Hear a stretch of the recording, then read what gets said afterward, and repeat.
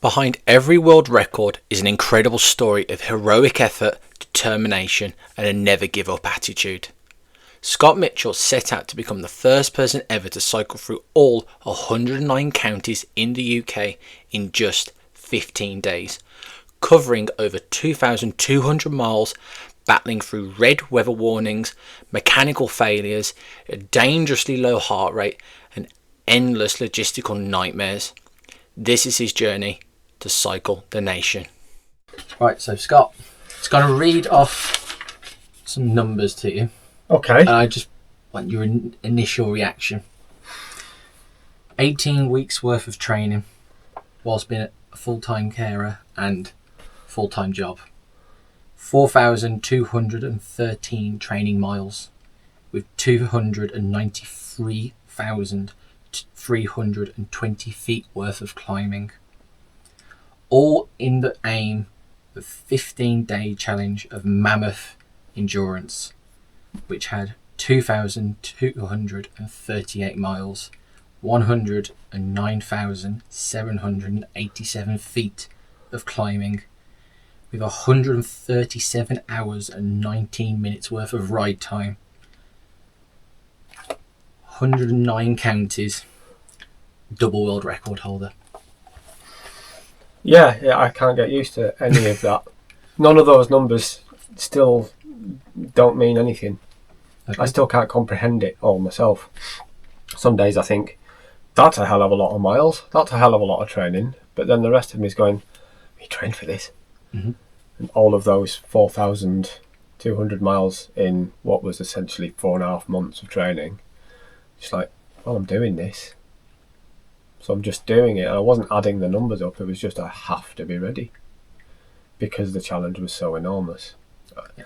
And normally when I do challenges like this, and as you know I've done similar but less substantial stuff like this in the past, it's always been sort of, oh, I'll be alright. This time I was genuinely scared of not completing it.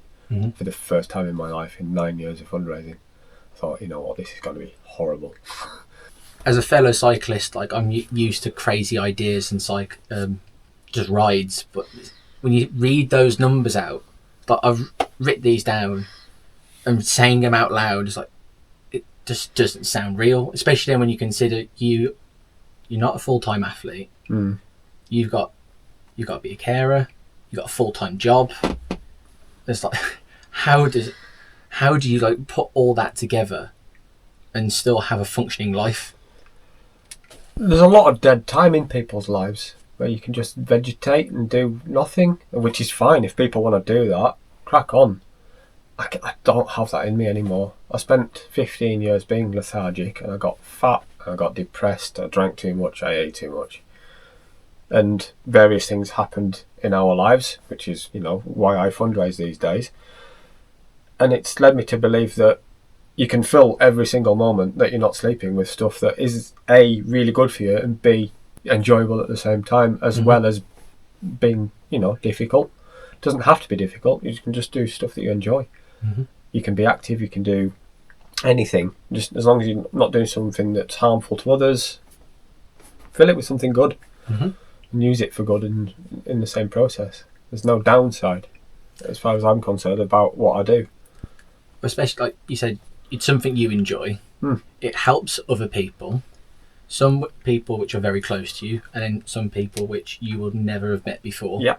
Be it either through the fundraising or people just hearing about this story, or what you've put out on social media beforehand. And there's no getting away from the fact that you do get a really big sense of satisfaction through doing that for others. There's no way of doing it selflessly, because you're never going to go, whatever. You're doing it. You're going to get some gratuity from others and some thanks and praise, which does, it feeds a narcissistic side of people. But then you can't do it without that in the first place. Mm-hmm. So just do it anyway, and then just feed off that and put it back into the community. Right, as well as all the training, you had to logistically put this all together, which sounds like a full-time job in itself. It took a lot. Yeah. And it's not only you got to organise it for yourself and like, this is what I want to do. You've got to also satisfy Guinness World Records, which I'd imagine they're process is ridiculous. Oh, it's awful. So how many hours a day or a week would you put in towards this 15 days of this route? Normally the planning, I'd just do in a block. If I had 2 or 3 hours spare, which would normally be like on a Monday night, because Monday would be a recovery night. I'd normally do my big rides Friday, Saturday, Sunday in training. But I did some of this on off-season, summer, after like the Fred Whitten, after I produced and made the film. And I just go, right, I'm going to concentrate, I'm going to do X amount until I need to go to bed. And then I'd invariably stay up about another half an hour because I've not quite finished. I mean, even started as much as to get in the map, which I don't know if you've seen the map. It's like 5 foot tall. I'll show you when I get back. Okay. We'll put a picture in. Yeah, I drew a Sharpie around every county to make sure that I was clipping each one. Okay. Which wasn't foolproof because I still had it wrong the week before the challenge. That alone took 2 evenings just to colour in round and then just trying to come up with the route. Fortunately, when I did my challenge 2 years ago and did every county in England, I had some of the base, especially the start, to work with, which again took a lot of time. But how much time would I have taken? I mean, planning the route took, if you call it an hour or 2 a week, it took months. Because it wasn't just planning the route, it was planning where I could stay, if we could get a support vehicle, flights that would connect, ferries, and, well, working out the date as well, when I can do it all. And it genuinely took, I think, from about June or July till the February, till I knew everything was in place. And then I could just concentrate on the training, which I was already doing anyway. It just took a lot of pressure off that I knew ferries were booked, flights were booked, and I could just concentrate on getting me and spares ready. And it took so much weight off. But that was not obviously as difficult as the riding, but it was more difficult mentally. It's a different difficult, isn't it? Yeah, I mean, I'm a list writer. You have a list. I write lists because it doesn't matter how big your list is. You cross a line off, it's a weight off your shoulders. And as soon as that list was finished, I was like, yes, I can just train now and not have to worry. I just need to be prepared physically, mentally. I'll deal with that another day. Right, so I take you to day 1. For all your rides, I've gone to your Strava. Okay. I've got all the data, and I've also got the caption of what you put for that ride. Oh, I can't remember any of them. So, day 1, 169 miles, 11,667 feet worth of climbing. It's a Fred, isn't it? Yeah. And 9 hours and 41 minutes. Day 1 caption, tailwinds. My question to start you off for it, what was your emotions like on the start line? I was just wanting to get moving. It started late, which really didn't help. How late? 16 minutes. Okay. Which is, when you know you've got to get a ferry at the end of the day. Right, okay. But it wasn't a huge problem. There was a ferry every hour. But I just wanted to get cycling. So everything was done. Everything was in place. I was the day before was more important to me, to get in there for the Thursday night so I could have the Friday just making sure the bike was ready, making sure the clothes were ready. And where was the start? The start was literally half a mile over the Cornish border in a town called Guinness Lake. Okay. Just over the River Tamar, which is basically the border, I think almost through the whole north to south, or basically at least the south part of Devon-Cornwall border. I just wanted to get moving. I was just pensive to get cycling. It was a really odd feeling. I was like, I think I'm ready. And it's really prosaic with me talking to you about it because within the first 10 minutes I was going up one of the 100 greatest climbs. Which one? Rundleston. Okay. Onto Dartmoor, which is a gentle one. I think it's only a 6 out of 10 or 7. Nice warm up. It's really long. There's only one small steep bit. Steep, it's like 12% for 100 yards or so. The rest of it's just huge long, but it was misty. We could not see a thing. So I was basically just thinking, excuse the French, head down, arse up, just get pedalling, but then think about tomorrow. So don't go beyond any power outputs. Always bring it back a gear or two. I just wanted to get moving and get to the next feed stop, and then worry about getting to the next feed stop after I'd had that one. That was my whole theory throughout. Well, it would have gone on through the whole thing. Started on day one, chunk it down into bits. Just get pedalling. And I've said a lot with chunking. Obviously, it's a different type of ride, and you're on about crazy miles. But when I'm normally on about on a climb, chunking it down, it makes a task which feels so overwhelming suddenly achievable. Yeah, it made. I mean, I work in kilometres, your miles. I'll put it in miles. I was doing 170 miles. Break it into 4. That was the easiest way for me to work it out. About 45 miles, 2.5 hours ish. Okay. 2.5 hours. We've all done 2.5 hour bike rides. I just had to do 4 of them a day. And then you get the reward of being fed? Yeah, I turned up and everything's there, ready for me. You know, get my bottles refilled. Who's making this ready for you? I had a friend, Jacob. He offered to support me. I mentioned this challenge to him last year, and he just straight up just went, "Do you want some help?" I was like, "Do you know what you're letting yourself in for?" I was like, "Can I come back to you on that?" And literally, I just called him the next day. I went, "If you understand what you're putting yourself up with, then yes, please." Because Ju, my wife, she's brilliant, but I know that she didn't want to do the whole thing because it's a big ask. Plus, there's the fact that we need somebody at home to look after Alex, and I'm not there. So for whilst Ju came with us for the second half, we brought our daughter home to be surrogate mum. But yeah, Jacob, he would be there. Basically, he fantastic, military precise. Like, what do you want? I said, this, that, fill that with water, fill that with electrolytes. And by the end of the first stop, he knew what I wanted. At the end of every stint, every day thereafter, he was like, right, you need this, you've not drunk enough. He would take the bike off me, give it a wash down, make sure it wasn't jammed. He'd sort any mechanicals because he has bikes, knows what he's doing. Okay. So he literally took all of the worry away for the first 8 days. So all I needed to do was pedal. That's what you want, isn't it? Yeah. It's like it's a big enough task. You don't need all the logistical things whilst your brain is fried from crazy miles. Plus, he's doing all the driving between. Yep. And that was another thing with the logistics, working out the whole thing. I had to work out where we were stopping for each of the stops, which is a complete pain in the arse. Finding somewhere for a big motorhome to pull over. Little laybys don't work. No. Lots of car parks don't work because they've got height restrictions. Can't get in there, so we'd have one of the signs. I've got an old sign, a couple of them. He'd put them out, or it'd be just on the roadside. Because I could not remember where these places were. You know, I had 60 places, random places around the UK to remember, and I have no idea where they are. I'll just hope I see him. And I did go past a couple of times, but that's my error. Like you said, head down, arse up. Exactly. Just go, go. That's it. Pedal, stare at the average heart rate, stare at the average watts, stare at the average speed. Hope you get there soon. So day one's not too bad then. Day one was quite nice. I hate to say it, and it sounds really odd for a 170 mile ride with 11,500 feet of climbing. It was genuinely quite nice, especially the Isle of Wight part, which is quite amusing really because there's a ferry every hour and you don't have to buy a ticket till you're there.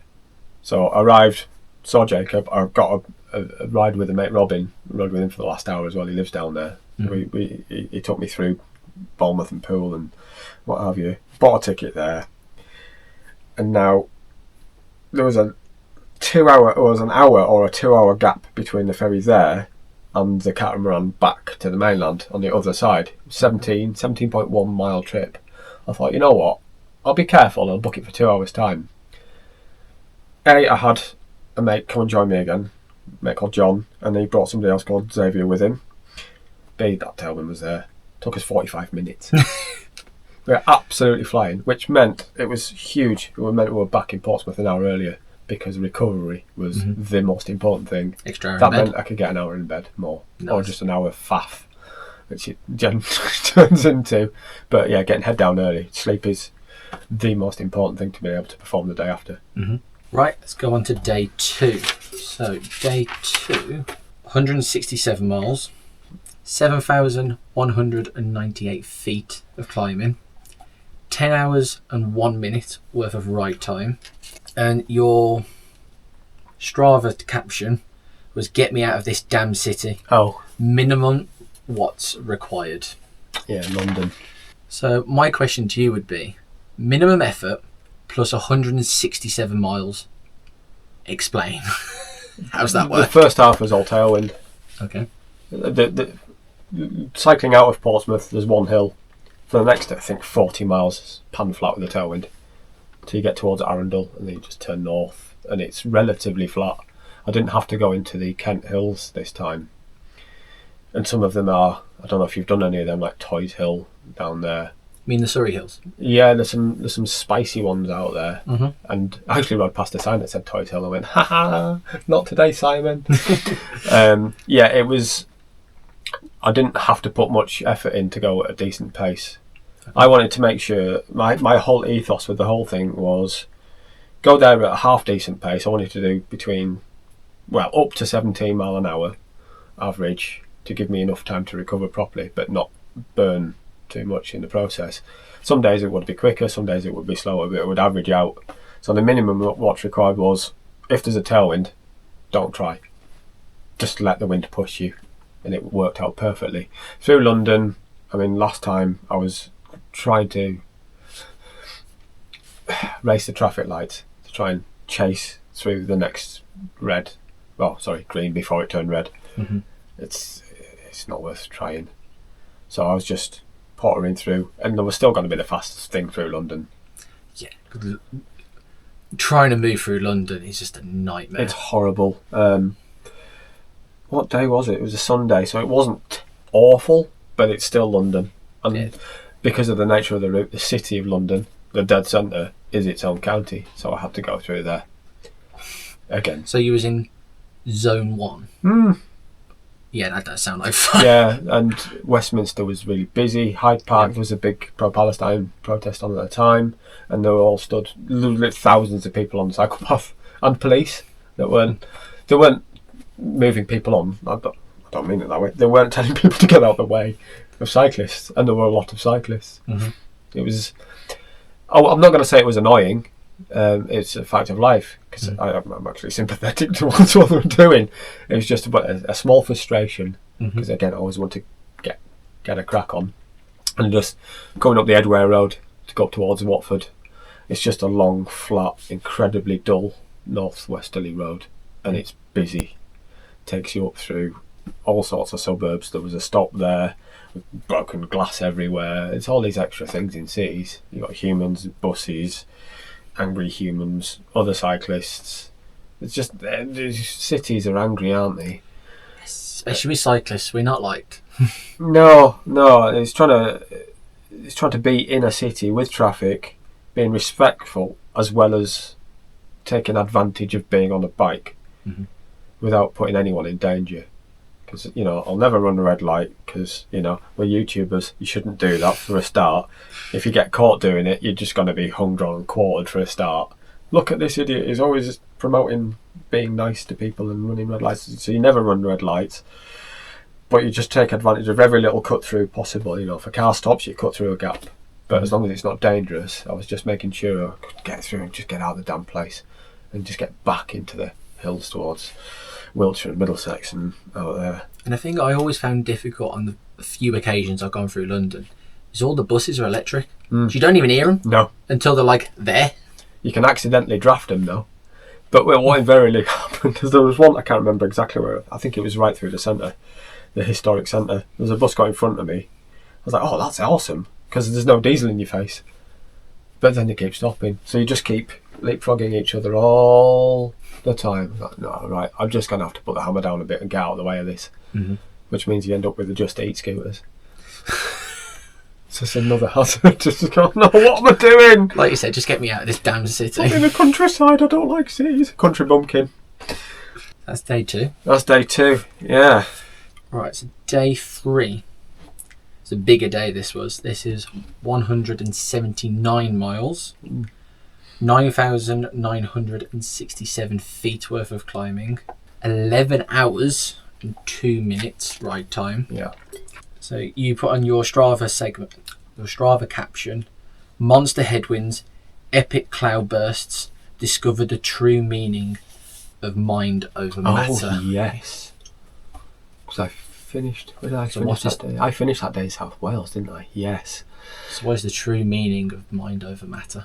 I developed quite a lot of pain that day. I got a really bad pain in the outside of my knee. It was just about there. Okay. I found out a few days later that my saddle had slipped back. Okay. So my weight was wrong. So I was putting too much effort in a certain way over the bike. This is why you should get a bike fit, people. And that many hours with the headwind, we had the first... I was riding with a couple of guys and we were in Wiltshire on the way to Devizes and we got the biggest downpour. And we knew we could see it coming. So downpour and the headwind. Yeah. How strong was the headwind? It's about 20 mile an hour. Nice. It was effort. Like, I was putting down, at some point, I remember looking down, I was doing 16 k's an hour, 10 miles an hour, I was putting out 270 watts on the flat. That's not minimal effort. No, like, oh no. And all I was doing for a lot of that day is heading straight into it. It was basically west all the way to the Severn Bridge, and then a bit more west to get to Newport to loop back into the Welsh Hills. It was interesting going over the Severn Bridge with that wind. Have I got anything? You see the angle of the gear stick? Yeah. Going on, it was genuinely dangerous. So that was you angled over riding into it? Yeah, there's a clip from... I put the GoPro on the back of my bike because it does a horizontal level, but it couldn't. Oh, is that much?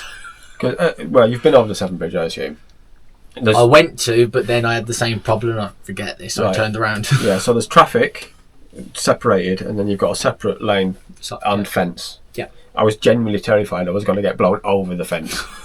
It was nice. 40 mile an hour because it blows horrifically and it was blocked sideways. Plus, it's going to be strong on there, isn't it? It was horrible. And last time I went over there, it was dead. It was just such a lovely, amazing experience. I was really looking forward to it. Hated it. That'd just get me off this damn bridge. It's horrible. But yeah, we got some big downpours at the end of the day as well. South Wales. I'm kind of used to bad weather. That's going to be coming very soon for day 4. But it was like a precursor for day 4. Was the end of day 3. It's like, right, put our coat back on. We're nearly there. There's only 40 miles to go.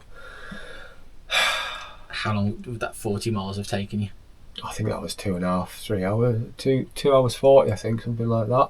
It felt like a day in itself. Mm-hmm. The last quarter. I was like, I'll just go to sleep. I was starting to get tired and sore. Mm-hmm. But then I knew the day after was already planned as the hardest day. Right, so we'll move on to day 4. So day 4, 168 miles. Oh, it's all 12,943 feet worth of climbing. 11 hours and 39 minutes. Your caption for day 4: I've had easier days. Yeah, I tend to play down the bad. Back-to-back savage days. Yeah. What stopped you throwing the towel in? Because that would have broken many and many a people. It's not an option. It's never been an option. What I do is I fundraise because I've got a disabled son. He finds the easier things in life difficult. He doesn't get the option to throw the towel in because he can't not go to the toilet. So why should I get that choice? That's as simple as that. There's no other extenuating circumstances. It's like, right, I've made this choice for myself. It's only 15 days of suffering. People have done far worse. Just crack on with it. Shut up. What did he say it was? Hours? 11 something? Day 4 was 11 hours and 39 minutes. Of As riding. of the moment, that is your longest day. So in total, from start to finish, because of the weather as it was, I don't know if you're going to ask about that because it was the most arduous. Yeah. It was 14 and a half hours from start to finish because there was hiding time in the van. I say halfway into the day. It was halfway into the distance of the day. And it was... I knew that day was going to be very hard. Let's say 13,000 feet of climbing. Was prepared, done the thread a few weeks before. Love it. Steep hills. This was a front-loaded day. All of the climbing was... No, 2/3 of the climbing was sort of done in the first half. Okay. Then there was lots of coast I thought, brilliant, I get to relax on the coast. It started off, and I think I can't remember the exact, within the first 10 miles, I'd done 1,200 feet of climbing, and there was lots of 20%. I was like, oh no. It just saps your legs, doesn't it? Yeah, and I was 2 hours in, I was like, I've gone nowhere. And then I started heading down towards Cardiff, I think so. And then the weather hit. I was already getting headwinds. Mm-hmm. And we were looking at the forecast, as you do with challenges like this. I was looking at the forecast, and not only was it always going to be my hardest day, every day I looked at the forecast, he said 20 mile an hour winds all day with 40 mile an hour gusts. Nice. So I remember you was messaging me in one of the group chats, like you was really worried about this. I was genuinely concerned that it wouldn't happen because it was too dangerous. But Yes. then, I knew going forward it had to, because I had the ferries and the flights and everything booked. So I was having to try and think of contingencies on the hoof. But I don't know. I got to the south coast thinking, it's where I should get a break from all of these hills, because I'd done, I think, 2,500 feet of climbing in. No, not 2,500 feet. I'd done 8,000 feet of climbing in less than 80 miles, 70 miles or something. That's a lot. I think it was even less than that mileage wise. I'd have to look. I thought, I should get a break on the coast, but you get near the coast and the wind. Because you're more exposed to it, aren't you? And then the heavens opened and they didn't stop for hours. So we got to Did it have like a coloured weather warning? Yeah. What colour was you at? It wasn't orange. Red. Yeah. It was generally red for rain, wind, both. Both. Yeah, it was. It was. There was an amber storm warning in general for the whole of South Wales, basically. So I put my shake dry on. I thought, well, you're gonna get wet, and I got wet straight away. And within, I think, 45 minutes, when you're pressing down on your pedals and the water comes back up through your socks, like, right, this is the next 7 hours, 8 hours of my life. All you can hear is squelch, squelch, Yeah. squelch, squelch. So I got to Cardiff halfway, and I'd already been out for forever. I felt like I'd been out for like 100 hours. And had my lunch as my normal, my nutritious pot noodle and everything else. And I was like, I'm not going back out yet, it's too dangerous. Because I knew I was going along the coast, and it was just, and I'm on a 44mm deep front carbon wheel. It's just taking my wheel into traffic. I thought, you know what? I'm going to sit in here another 45 minutes and wait for it to blow over a bit, because we were sat in the van and the wind was moving the van. I can't ride in this. And that's a motorhome. Yeah. Like they're big and massive. That It was takes a in a lot to car. blow them. Yeah, it was in a car park as well, so it's been buffered. There was a wind barrier. God. So I waited 45 minutes. I thought, right, I'm just going to have to crack on the coast road. And I was just getting thrown for hours on end, which was sapping, because you're constantly tweaking. There was a few lovely bike paths where you got some respite from that, but invariably, because it was wet and it was just covered in detritus, because everything was getting blown off the trees. So I was picking up all the rubbish, which is going to your drivetrain, so you have to wash it out at every stop. But finally, after I'd gone past Still on Dam and up that way, it actually got a bit brighter again, so I was getting warm. But then there was one more big hill to do. Can't remember the name of it at all. It was up towards the Black Mountains, I think. And then the coast, which was a bit up and down. But I was actually starting to enjoy myself, weirdly. I turned yesterday's through suffering, mind over matter, into a positive. Right. And I'd learnt how to disconnect pain. Years ago I used to run when I was training for stuff. I was thinking about doing ultra running, and I read quite a lot of books on it, and they spoke about how you can, or how they could, go mind over matter, because pains will always be there, and if you carry on, it's really you can just basically tell them to bugger off. And if you concentrate on that enough, or to concentrate on that opposite of enough, it will invariably just disappear. It'll still be there in the background, just going. But you just learn to. It's like, yeah, I'll deal with you later. Take some paracetamol and some ibuprofen, which I was eating way too many of them, but Became like Tic Tacs. it wasn't that bad. I'd have 2 of each in the morning and 2 of each in the middle of the day. So I just thought, you know what, pain can sod off for 4 hours. I'll worry about that later. And that became a thing. So at the end of that day, I was actually enjoying myself because the pain wasn't there, and I was on the coast, and the sun was out, and I got a bit of a tailwind at the end of the day. And I was getting towards the end of the day, and I thought, you know what, because I work in meters, it's like, I might hit 4,000 meters today. I didn't quite, but I got an extra 100 meters to what I thought. It was odd. It was like a challenge. Just like, should we go and find another hill? After, get the numbers again. So after 168 miles, you was thinking, let's go find another hill. Yeah. It's weird, yeah. The more the challenge, we'll get into this a bit later, went on, there's more of a sadist appeared in me. I mean, I got to the end, and Jacob was there with the camera next to the van. I said, I'm just going to carry on, mate. He's taking the piss clearly, but like I was genuinely ruined. It was the first day my body just went.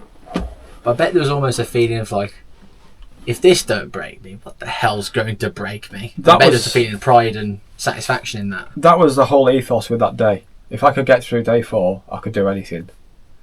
Which, there was another day like that which I wasn't expecting, which we'll come to. I thought, yeah, I am mentally, my resilience, it's not a flex or anything, I am stronger than most. I know that. I'm an average human being that does these things.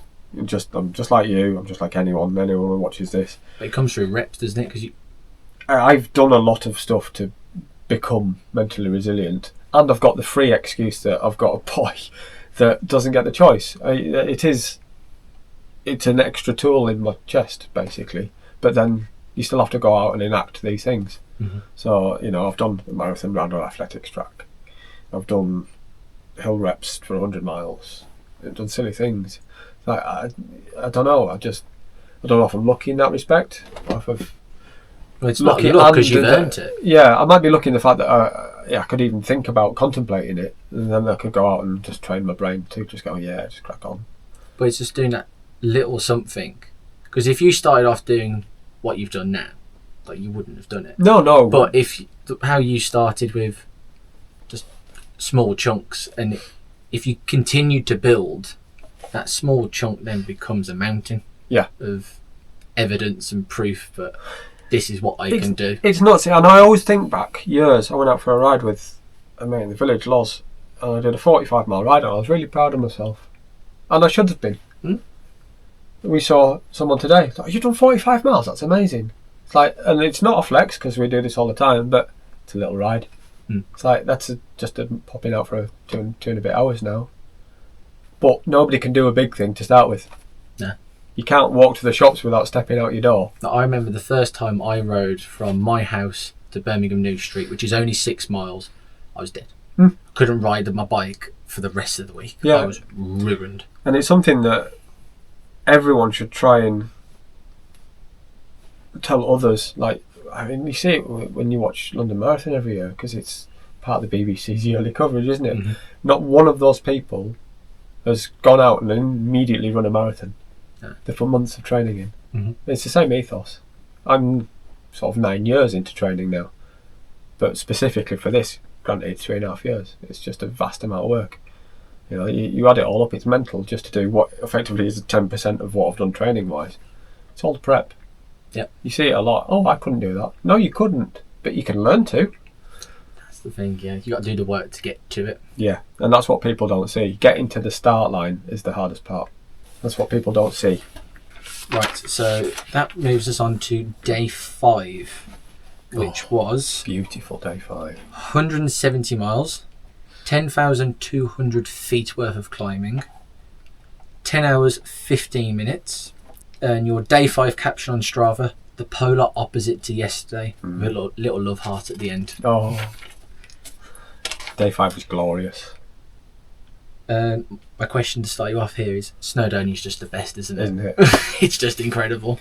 See, I've not been abroad cycling yet, and I suspect Snowdonia might end up coming second, but so far Snowdonia, it just has my heart entirely. This is incredible. I live in the Lake District, the Dales is there, the Pennines are there. Snowdonia hits different. There's a lot more. That's it.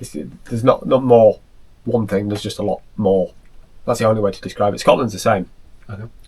But the roads in Scotland are different because the roads I had to ride were bigger roads, major roads. Snowdonia was just like, it just felt like my own little private, beautiful playground. Because it's hilly. Yes, very. It's spectacular. And I had a lot of tailwind that day. Nice. I think you earned it. Yeah, the previous 2 days, yeah. I mean, I don't know if people have seen the video, but the tears I had on the descent down to Betsy Coward were genuine. I mean, I wear my heart on my sleeve anyway, but it's not often I cry on camera, but I couldn't help that. I was like, Jesus Christ, this is amazing. Just a really long, beautiful climb and a gorgeous reservoir at the top and a 9.5 mile descent. Nice. I was just like, this is nice. I was like, England's down there. Going back to England, I've completed Wales with these beautiful views. I was just absolutely hooning along. And that was the first time I got overtaken as well that day, which is quite nice because like, oh good, there are other cyclists and I don't have to chase him. Which I bet must have been difficult for you because you like to chase me. I do, but yeah, there's only certain situations. Yeah, probably sensible you didn't. Like I said, keep it to minimal effort as much as possible. Oh, he was moving. Fair enough. Yeah, and it is just the most beautiful place in the world. Well, in the UK, as far as I'm concerned. I mean, the Tour de France is on as we're recording this, and I sit agape watching the Alps all the time. Like, why can't I live there? Why can't I move to Chamonix or Briançon or Morzine or somewhere?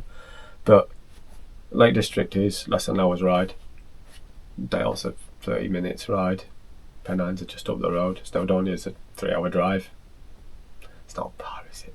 No. Just go there and just, I mean, I've said this to someone this week. If someone told me that I had to ride between Bethesda and Betsy Coward, or back, or both every day, I would not be upset for a year. It's fine. It's just incredible. Yeah. Massive long hill, massive long downhill. It was just the best. It was just absolutely food for the soul. And not only is it just stunning and beautiful, I find the Welsh people are so friendly. Oh, very much so. Either the drivers, or I've had it before where on the hottest day of the year, like a complete idiot, I left my bottle at the side of the road. So I only had one bottle instead of two. And I was at the bottom of Hellfire Pass. I can't remember how to say the Welsh version of it, so sorry Welsh people. But I pulled up at this house and there was this couple outside and I was like, can you please fill up my water bottle? It's like, it's empty. It's like, but yes, we'll go. It's not only did they fill it up, they put ice in it, they brought me up a can of Coke and they was telling me good luck, I hope you do really well. And I said, oh, well, I'm coming back down this way. So, oh, perfect, come back, we'll fill your bottle up again and let us know how you get on. Oh, it's just awesome, isn't it? And then there was another time I got to Llandudno Junction train station. I got no food left, the vending machines were not working, and this old woman just heard me. She just went into her old Tupperware lunchbox. Do you want this flapjack? I was like, yes, please. She's carrying that around just for that occasion. I didn't cry, but I was very close to. I was that tired and emotional. Did the cow lid that day, which is sick. There was such a lot of positives that day because I'd gone up from Diffie Bike Park all the way up, and I mean that's just a lovely long, easy, like 3% climb all the way for mile. It was like 10-mile climb or something. It's just really easy. I was motoring, little tailwind. I was at like 16 mile an hour uphill for however long it take. Then you get an awesome descent, and then you go up the Cadder Pass. And I PB'd up there that day. Nice. 5 days in. I'm like, okay, I was getting towards 1,000 miles in, I think, already. Yeah, you would be far off it, yeah. Yeah, I thought, I PB'd up there. And it was easy because I was in heaven. Mm-hmm. I was, and a nice tailwind as well. Yeah, it's just the most beautiful place. And you're just pushed on by your surroundings, aren't you? Mm-hmm. And then to finish with, that bit down to Betsy Coward with another, I had a bit left to do to get towards Wrexham, but it didn't matter by then. Mm-hmm. It was fine. I was happy, and I got to bed at a decent hour. That must have been. Yeah, because we started that day an hour later because of the arduousness of the day before. We didn't get in till late. I just went, we're going to start an hour later tomorrow because I need to sleep because I'm buggered. Mm-hmm. So we just shifted it on, which meant I got to, I can't remember the name of the village, but it was near Wrexham. The car park was here, and I went down the main road and had to turn back. There was a chippy there. Nice. GPT. I was just like 50 yards from the end, like, we're having chippy tonight, which meant invariably we didn't have to go back and cook or trust somebody else, or it's like, it's there. We're spending money on food tonight. I don't care if it's already in the van, it's there. And they were just about to shut, so we got them. They made us a fish special, they didn't make us pay for the chips. Nice. Just, they're lovely humans again. What you're doing, tell them the story, they just do nice things for you. It's awesome. He said the Welsh are lovely. Yeah, it's great. So, day 6, 177 miles, 7,812 feet of climbing. Flat day. In comparison, yeah. 10 hours and 29 minutes. And then your caption for day 6 was, wrong turns aplenty, a lovely tailwind to finish. Yeah. Getting out of towns and cities was a bit of a pain. I took a wrong turn. I had to go back into England, basically through Staffordshire. I went around, well, I went to King's Winford and then tried to go underneath Birmingham. I didn't want to go through because cities, it holds you up so much. I mean, I would have lost at least an hour going through Birmingham. I've done it before.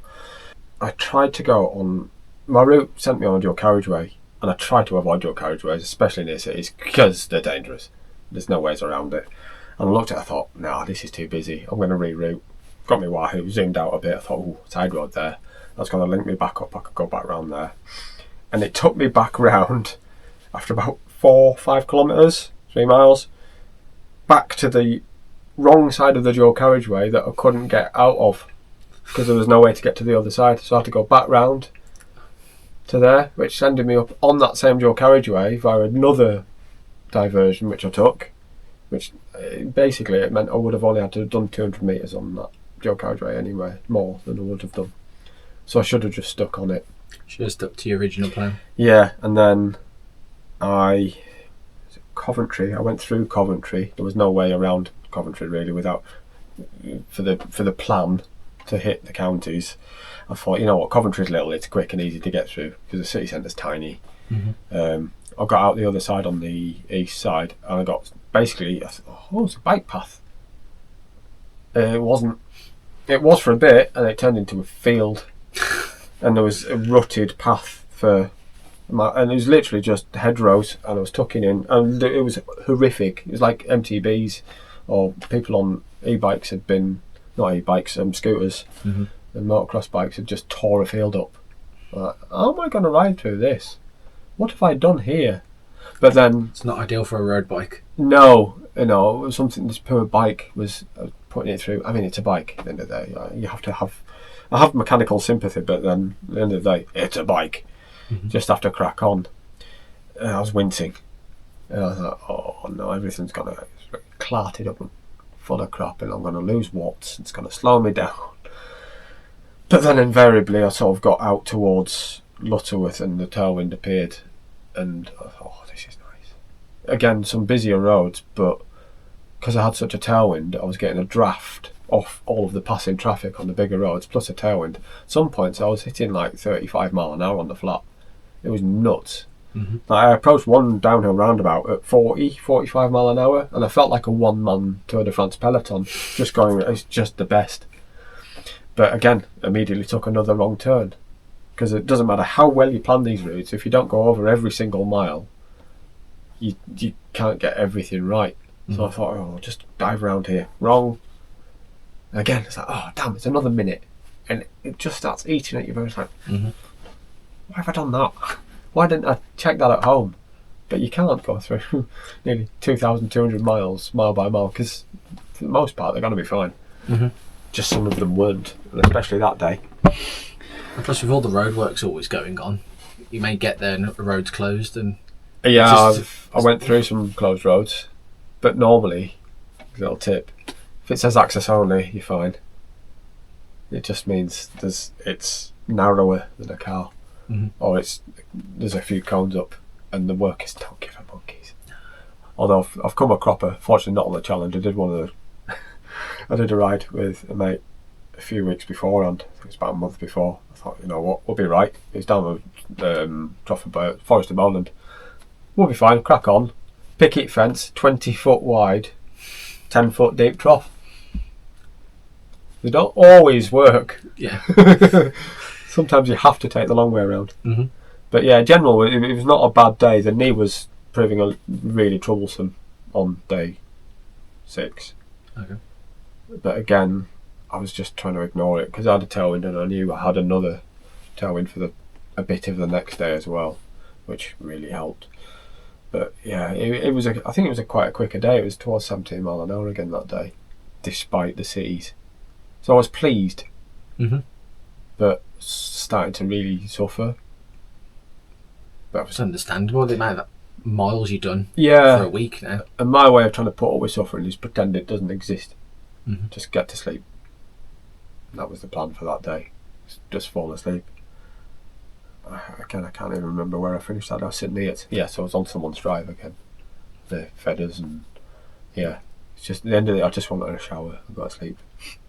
I just wish you could feed whilst you're asleep. Yeah, just eating all the calories required for this is a challenge in itself. I actually ate far less than I thought. I burnt less calories than I thought. A, because I'm lighter than my last challenge. B, because I've adapted my body to be efficient.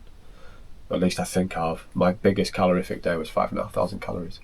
Really? Yeah. Okay, I would have. Which is nuts. Yeah, I would have thought a lot more than that. Yeah. I think. And you've all measured this on the power meter? Yeah. Fair enough. Strava knows how much I weigh and it has my exact power and heart rate through a strap. But my heart rate, I mean, I don't know if you're going to talk about that later, but my average heart rate was starting to creep down every day, which is endemic to this kind of challenge.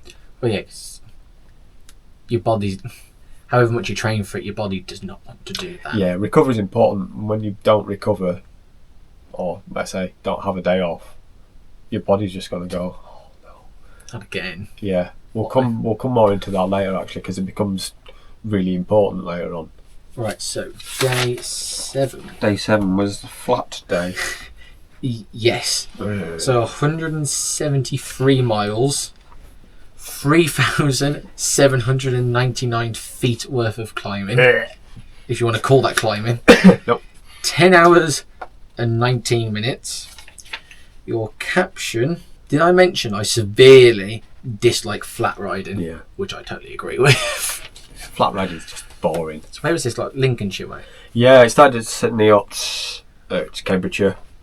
I had to go east towards, I had to get Suffolk, Norfolk, cut back across to London and then basically up through the fens in Lincolnshire and Northamptonshire. All of it's flat. All of it's flat. I think... Was it easy? If I remember right from seeing somewhere on the internet, I think they said Cambridgeshire, which you said you was around, is the flattest county in the country.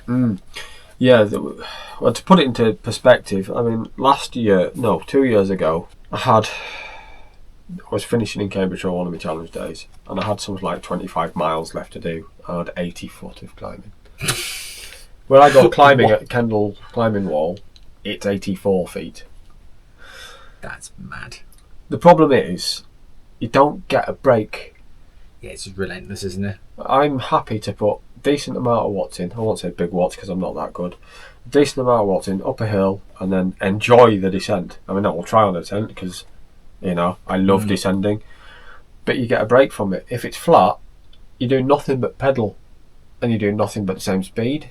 And invariably, the roads are straight, so you feel like you're just going nowhere for hours. There's like one bit on a treadmill, isn't it? Yeah, there was one bit that was 5 mile hour straight, flat. Like, am I there yet? Yeah, I remember when I was going up Terrace Hill, which is up one of the 100 climbs, and to get to it, it was on one of those straight roads which just goes on and on and on and on. And I was like, oh my god, will it please just change? I was quite lucky that day because it stopped my knee getting any worse.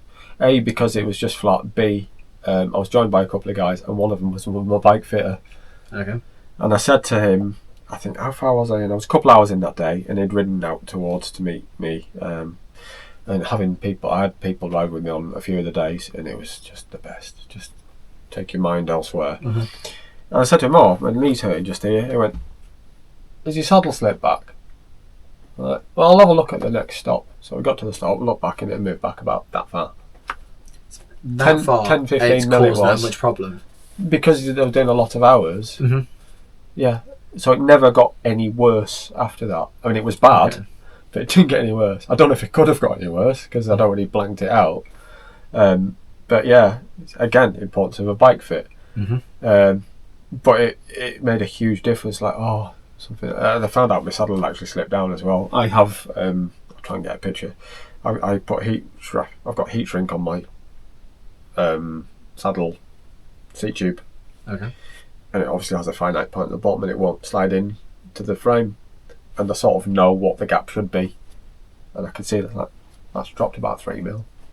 So which makes a difference. Mm-hmm. Again, so it depends. Some people change the saddle height depending if it's flat or hilly. I don't bother, but just having that correct. The saddle height is number one. It needs to be right because you need the correct leg angle Mm-hmm. to be efficient. You can have it differently for power. Wasn't about power. Challenge was about efficiency. Mm-hmm. Like, just getting in the perfect position with no hip rotation. It's just having Ryan now. It's like, yeah, you look right on the bike again now. And just to be able to take my head out. And I knew I was heading back north again. Up north. Back to the hills. Towards the hills. Yeah, I didn't have too many, even the day after, but I was just like pining to be back in the north because I know the north is just has hills, even though if there weren't any for a while, it was just that they were just there. Felt more homely. Mm-hmm. But it is home to you, isn't it, North? Yeah. I mean, don't get me wrong. It's like you're looking for any excuse to be happy or something like that. Because at some points during that, I was just really lonely, and I didn't realise. You're the same as me. We speak to the camera, treat it like a diary, Mm-hmm. and it's like, excuse my French, taking your head for a shit. Yeah, it's a good way of putting You it. stop thinking about it anymore, don't you? Nice to see, like Jacob every 2.5 hours, or somebody would ride with me. But the bittersweet part was they would leave me again, and I'd not see them again for a while. Like, right, back into solitary confinement. Here we go. Which is how I treat it. It's like I'll lock myself in a mental cupboard and just plough on until the next bit. Mm-hmm. Don't live anywhere flat. If you live somewhere flat, move. Especially if you're a cyclist. I'm totally with you. You get the winds. I just got to say, did you have tailwinds, headwinds? It was not a lot of anything. There was a bit of headwind. Probably out of the whole day, it was probably about 30 miles of headwind. So I could put up with it. But the rest of it was like here. So it was annoying, but it wasn't particularly strong. It was about 10 mile an hour, 10, 12 mile an hour. So it was palatable. Okay. So, and the weather was okay that day as well. Plus we got to see all the jets taking off at RF Lakenheath, which sounded amazing. Nice. It was awesome. That would definitely lift the mood. Oh yeah. Unfortunately, it was early on in the day. I could have done with another one up. Later on when you're struggling a bit. Yeah, up towards. I can't remember. Coningsby. That's up north. Yeah. Right. So day 8, 161 miles, 5,738 feet of climbing, 9 hours and 25 minutes. That's the first time since day 1 where you've been under 10 hours. Body was working. You put here over halfway now. The question I would ask you at this point, was you feeling glass half full, glass half empty? I'm always glass half full, Okay. even if I'm broken. Day 8 was a big changeover day because I was losing Jacob, but I was getting Dew, which meant brilliant. I could see her, but different in the fact that Dew wouldn't have the same military precision. And I'd have to reteach what I needed all the time because we'd never practice any of this at home because we're too busy. 70 hours of my life's gone each week with work and training and climbing before, and Alex as well. So we just don't get time to basically even say hello to each other a lot of the time before thinking about it. At the end of the day, that was easy to teach how to do bowls. It's always glass half full. I was back up north. I was getting towards some hills, but I was getting pensive towards, in a day or two I'm going to have to start getting prepped to get to flights on time. Yeah, the logistics over the next few days gets a lot more complicated. Yeah, so day 8 was easy in the fact that it was relatively flat. I went through some lovely places, went straight through York, which was actually quite easy. There's an amazing bike path to get to York as well. It's called the Solar System Way. It's awesome. It's about 15 miles long. I didn't take it all, but I think it delivers you right into the centre, which I really should have taken, but I thought I'll go. Ended up going past the racecourse and through right past York Minster. It's gorgeous. That might have been for county reasons, I can't remember. But I knew I was heading up towards Newcastle, which is a spiritual home as far as we're concerned. It's the genetic research centre where Alex got his diagnosis, and it's where all of the main doctors for the condition are, like the Europe and the world's top leading professors in muscular dystrophy are based there. So Newcastle's like a cycling finale point. I've finished 2 challenges there, so I was like, yeah, I can't wait to get there. And I knew I was going to see a couple of people. I had somebody joining me. I had a tailwind all day. Nice. And I was flying without having to put any effort in. Back to minimal effort, but with a few hills to help the second half of the day, just to relieve the monotony. And plus I got to meet somebody new as well. It was actually a really lovely guy and a cyclist. It was like, it's all good. I got into the city, finished, and it's like, oh yes. Don't want to think about tomorrow. But yeah, the day was quite nice. It was only not even 6,000 feet climbing, despite the distance. It was just, I was thinking about the weirdest things, like, oh, should I have carried this? Trying to find a dyno plug just in case I got another tubeless issue. It's like I was trying to distract myself, I think, to get away from the monotony. But then that monotony was removed because I had somebody new in the van and my dog. Oh, bless. Yeah. Nice. To day 9. Yeah, when stuff started getting interesting. Yeah, I've got down here part 1 and part 2. Yeah. Which is going to bring up a lot more questions. So the main part of the day was 109 miles, so a lot shorter. Yep. 6,345 feet of climbing, 6 hours and 37 minutes worth of ride time. But then we got part 2, which is just over a mile, 28 feet of climbing, and 6 minutes of riding. And you put for day 9, the first part, little effort required, tailwinds and new friends. Then the second bit, you didn't put a caption, but I've got a question. You've got a plane to the middle of the North Sea. Explain. Yeah, day 9's when the logistics really kicked in, the nature of the challenge. I had to get to Edinburgh Airport from around about Newcastle Airport, which was 109 miles, before 1 p.m. Okay, why that specific time? Because there was a flight at 2:30 to Shetland. Shetland's a county.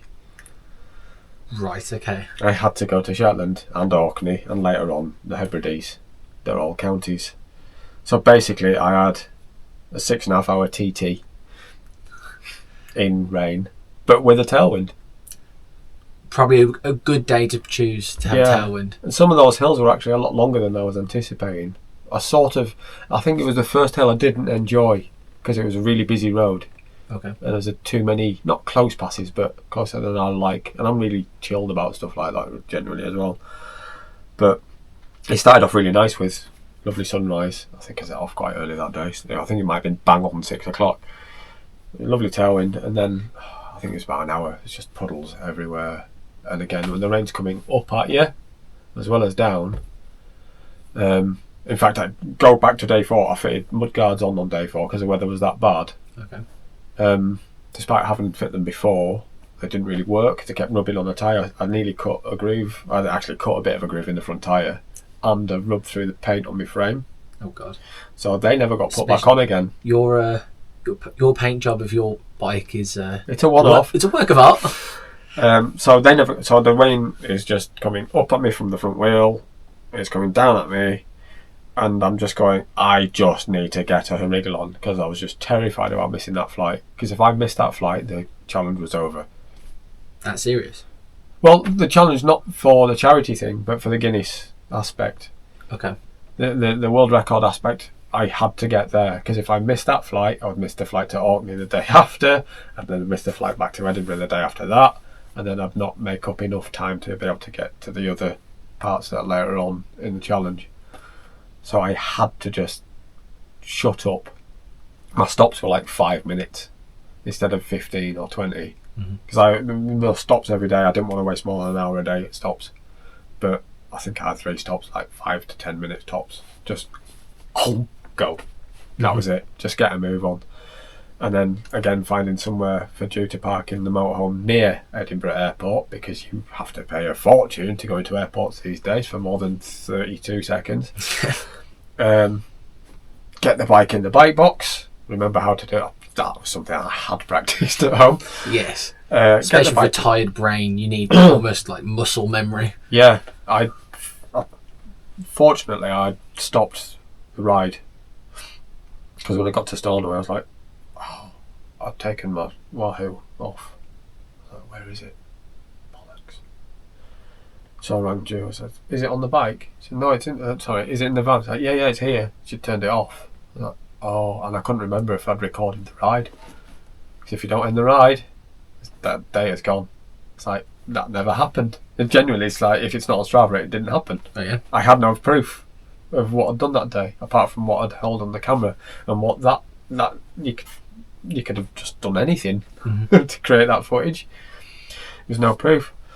So getting to Edinburgh was just fraught, and then we got there with a bit of time to spare. I thought, right, we'll be fine. Checked in, through checkout. I think I got a pint. I might be wrong. I thought the rest of the day's easy. Tomorrow was going to be a relatively easy day. I'm going to have a pint at the airport because I'm on time. I'm just going to relax. I got myself something to eat. A dirty burger, I can't remember now. And then the flight was delayed. I think it was delayed for like 3 hours. Which didn't really matter that much because it was an easy day. But all I wanted to do, because I'd not got clean, I just wanted to get to the hotel and have a bath. I've not had and get to sleep. Yeah. I mean, the end of that day, I ended up doing a live Q&A that day. And it wasn't that long after I'd arrived. So I was supposed to have hours of prep to get ready for that, have a bath and just get myself ready. I was like, can you just give me a minute? I need to go and eat first. So I had to delay the Q&A for an hour. I was like, I just need to eat. And then, went and ate, had another pint, had a rum and coke. I was like treating myself, and I really shouldn't have done. I thought, you know what, sod it. Tomorrow morning's really easy. I don't really have to do anything tomorrow morning. I'm just relaxed. And I didn't sleep much. So I think I got 5.5 hours sleep, which was becoming the norm. But yeah, flew to Shetland, and like the hotel was literally there. So, well, it's a mile away. Into a huge headwind, but I mean, it's Shetland. I was in my civvies, I was in my normal clothes, and when I got there, it was absolutely wazzing it down. The only clothes I've got. It's not what you need. I got there, got the bike back out of the box, and I'd been in contact with the authorities that looked after the airports, and they'd let me store the bike box at the airport, so I didn't have to take it with me, which would have been impossible because it's huge. So I put the bike back together, and by the time I got the bike together, everything away, there was a break in the clouds. So I got on the bike in my normal clothes, and because I had to record the event without my Wahoo, mobile came out. Mobiles are still good at recording, so I actually had some data, so I could relax until the next day. So I just said to the wife, just get the Wahoo on charge, because it needs charge if you've been out for 10 hours a day. It probably could have done another day. In fact, it would have done the next day, but you don't want to risk it there. Safety first. Yeah. So yeah, it was the first of the stressy days, and there was a few of them. Yeah, when I was looking at the map, it was like, so I saw it was like, you was in an island. It's like, where's that? And zoomed out, was like, God, it's not even. You're smack bang in between Scotland and Scandinavia. You are. It's like miles away. Halfway to Iceland. Yeah. I think it's just about there. Stupid, but it's a county, and these are the challenges I set myself. I could have said mainland counties, but no. I have to do all of them. Gotta do them properly. Pillock. Right, that puts then on to day 10. Oof. This is in 3 parts. So you've got just over a mile and 33 feet and 7 minutes. I'm guessing that's to the airport. Just back to the airport, yeah. Then you've got 2.5 miles 162 feet, 13 minutes. And then afterwards, you've got 49 miles. Is that all it was? 3,409 feet of climbing, 3 hours dead. And your caption for day 10 on the big ride: an unmitigated disaster. Most of it was my fault. Huge thanks for Lorne for helping. Tomorrow needs to be huge. Wheels came off. I mean, literally, or No, metaphorically. okay. So easy first, cycle back to the airport. I forgot the name of it now, in Shetland. Fly to Orkney, another county. Another island. Another island, yeah. Hour and a quarter flight. Bike back out. Log some mileage, again on the phone. Do you have to do a minimum mileage in? No, there's no minimum required. Just have to log some mileage. So I thought, I'll just nip out.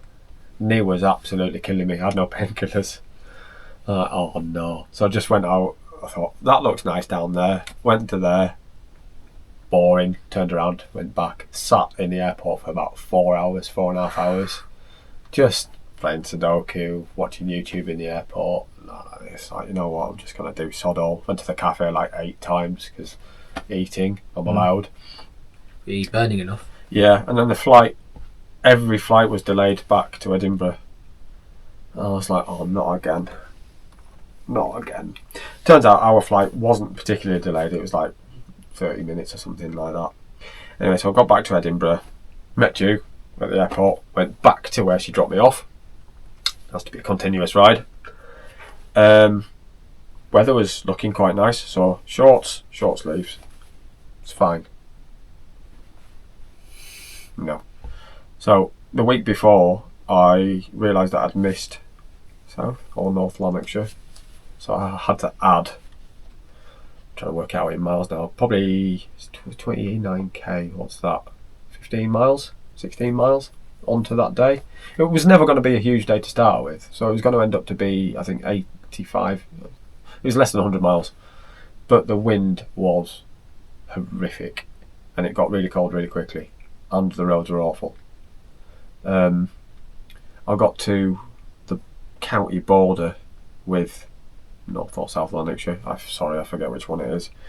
And I stopped to take a picture or just get a little 5-second, and I couldn't hold myself or the bike still. It was blowing so hard, and it was block headwind, and I had a complete mental breakdown.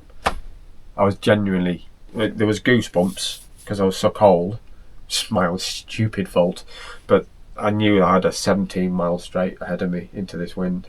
I'd already done some of it. I thought, no, this is horrible. And there's no giving up. But it was the first time in my life I thought, you know what, if I can't hit me now, I'll be fine.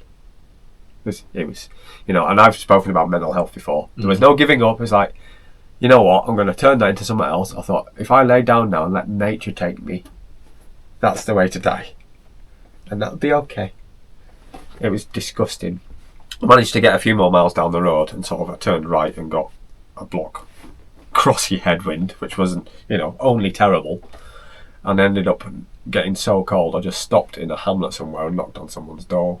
Like, I can't help. What do you need? Obviously, like, what the hell's this strange guy turned up in cycle clothes in the middle of nowhere? I was like, I'm just cold. I've just rung my wife to ask if she can come and help me. She's up in Falkirk, which is 40 minutes drive away, because I'd just said that was my next rest point, so just drive there, go and enjoy yourself, blah blah blah. So she had to drive down where these poor buggers. I'm sat there with a cup of hot water, just trying to slowly warm up. And in the meantime, I got a text message from Lorne, legend, who lived just north, I think, of Falkirk, who was basically coming to rescue me. Just someone to chat to. So Dew arrived back in, I can't remember the name of the place, doesn't matter. I put a pair of long bib tights on over my bib shorts. Couldn't be out. I didn't have time to take them off. Jacket on, got immediately warm, happy as Larry. Saw Lorne about 3 miles later, got a tailwind, absolutely hossed it to Falkirk, which was a really good point of the day because I had a mate to talk to. We met him at the Fred, actually. I had a tailwind, I had a mate, but then I ran out of daylight. I thought, I've got lights, I can carry on. I'd left them at home. It's like, why am I ever going to need lights? Because the latest I thought I was ever going to finish was like 7 or 8 o'clock at night. It's Scotland in June. Mm-hmm. Doesn't go dark. No. But I thought, you know what, I got to the rest stop, which was the KFC in Falkirk, which was going to be the last rest stop of the day. I was like, it's 10 o'clock, I'm calling it. So then we had to find somewhere different to camp for the night. Because we were way too far away from the end point. So we just had to drive round and find somewhere. So we ended up pulling up at the Falkirk Whale, which has a free campsite. It's just free to park up for the night. We got there at 11. We're like, 10:30. Still haven't eaten. Oh no, we had some food at KFC. We're like, I need to sleep now because tomorrow I have to make up. I'd lost 30 miles that day. Okay. I'm gonna have to make that up tomorrow, and tomorrow's gonna be a big day anyway. Damn, I'm gonna have to do it on 5.5 hours sleep now as well. And God knows how many miles and hours from the day's building up. Yeah. And by then, I was probably, I don't know, 1,400 miles in by then. Mm-hmm. Maybe more. Can't remember. We could probably work it out. We can flash it up here. There's a challenge for you. It was just like, oh no. Is this going to be the rest of the challenge? It's like, I thought I'd already had all the challenges done of the challenge by the connections. I thought, because I knew tomorrow was going to be, I've got the Lecht to do tomorrow. That's a 10 out of 10 Simon Warren climb, that is. Mm-hmm. And it's going to be windy. And it's going to be nearly 200 miles. Oh damn. Which brings us on to the stats for that day. So day 11, 198 miles, 10,105 feet worth of climbing, 11 hours and 57 minutes. That's not bad. Kind of proud of myself. Even did the Lecht after 165 miles. Crying smiling face. Yeah, the Lecht, as you say, it's a 10 out of 10. It's a serious climb. There's a lot of steep in it. What's steep? 20, 30? Yeah, it's into the 20s. Nice. Yeah, and there's quite a lot of it. But that day was totally split into two. It was having to do the first. I did rest stop 0, which would have been rest stop 3 from the day before. I had to get that out of the way first. Thought, get up early. I was out the door really early that day. How much earlier? Because obviously you got a make-up time, haven't you? Yeah, I can't remember the exact time. I think it was either 6, bang on 6, or slightly before. But it was 6-ish. Because I knew I had a big day, obviously. I got through Falkirk up further north, and I was on the east coast with a tailwind again. And it was genuinely glorious. It's a beautiful place. You can see the Scottish Hills coming towards you. They're over there, they're like beckoning you towards them. I was like, later, I'll come at you soon. I was just following the coast road up, and I met another guy on the bike, and I think I got to rest stop 2, so my third stop, and I was at nearly 20 mile an hour average with no real effort, because I was on nice roads, and they were genuinely great roads. A couple of busy ones, but give or take. A couple of decent cycle paths, but it was absolutely shifting. But the nature of the route, I had to hit Aberdeen City County, which is different to Aberdeenshire. It's its own little county. Is it a little bit like London? You've got the city of London and Bristol's the same. Oh, is it? Bristol's its own little county. Right, okay. Which isn't part of Gloucestershire. And I crossed the Aberdeenshire border. I thought, is it? No. So I did a quick Google. I was like, no, damn, I still have to go up that way, because I thought I could just cut across. And I got to Aberdeen, turned back left. The next rest stop was just as I hit Aberdeenshire again, back into it, and then headwind. Mm-hmm. And I was... How far into this are you? 90, 100 miles. Okay, it's about the halfway point. I'd had a lovely 80 miles. Don't get me wrong, it was the best 80 miles I'd done, I think, by day 1. Because it was just easy. I mean, to be easy at 19 mile an hour, and some hills in that as well, it was just like, oh yeah, you just felt like an absolute cyclist at Bremo, because you put no effort in and flying. But it just became block headwind. I thought, oh no, this is going to be... I had to go all the way to Aviemore, and there was I was probably a bit further in by that. I knew I had at least 90 miles of block headwind to do under the lect. I thought, well, I've set off early. I've kind of got all day, but I haven't, because I still need to sleep tonight because I've got to rush the day after again. I'm just going to have to grin and bear it, which is sort of what I did. But I thought I was going to have a medical emergency at one point because I was thinking about everything too much and I wasn't drinking enough. And the weather kept changing, it kept getting warm, and then the sun would go away. And at one point I stopped, and I think it was only about 5 miles after that second stop, and my fingers were tingling. I was really lightheaded. It was a bit like you were after the Fred. Mm-hmm. And my left arm was really getting sore. I was like, am I having a heart attack?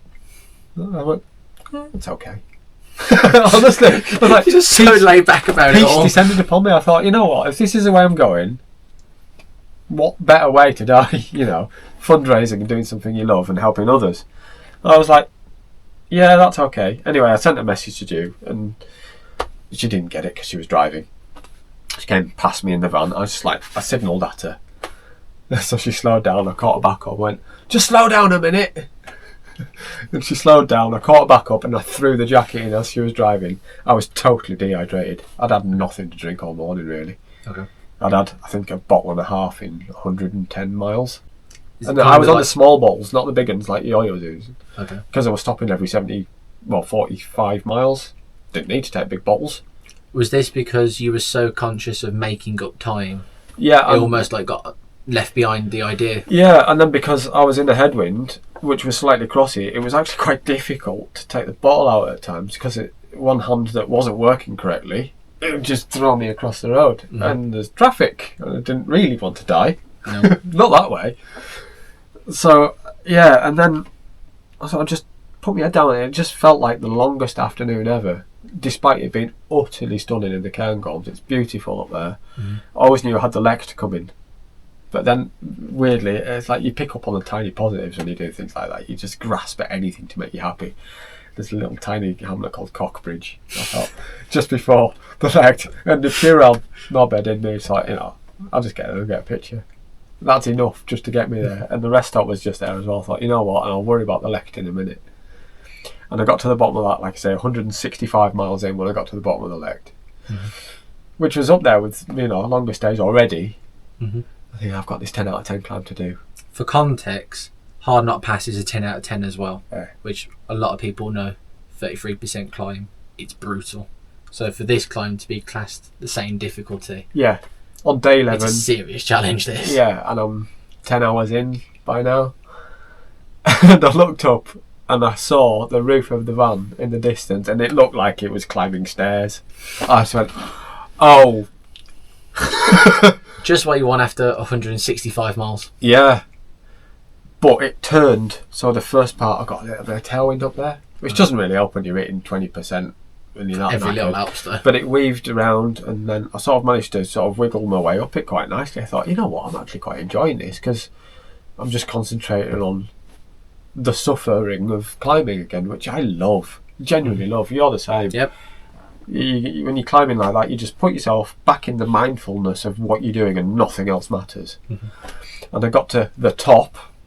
The van was parked there and Ju was out with the phone recording me going past, which I'm really thankful for, because it showed how windy it was up there. And it was, again, like the Severn Bridge. But then I looked at the top and it went down and then up even more. I was like, oh, okay. So it's a false finish. It was a false finish with a downhill for more up, which is like a kick in the balls just to tickle them a bit more, Anyway, I got up this other part and Ju came past. She got a bit of filming done. And it's the lect is a ski centre. Okay. And I think it's the borders of County of Moray. Ju's in tears. How are you doing this? You're amazing. I was like, no, I love that. This is a complete dichotomy of how people think. It's like, I really enjoyed that. But then, as you know, love descending. There's an amazing descent on the other side. Mm-hmm. Wind. It was just sketchy as hell. It's horrible. I had Ju literally behind me in the van, making sure I wasn't coming off, and it was throwing me everywhere.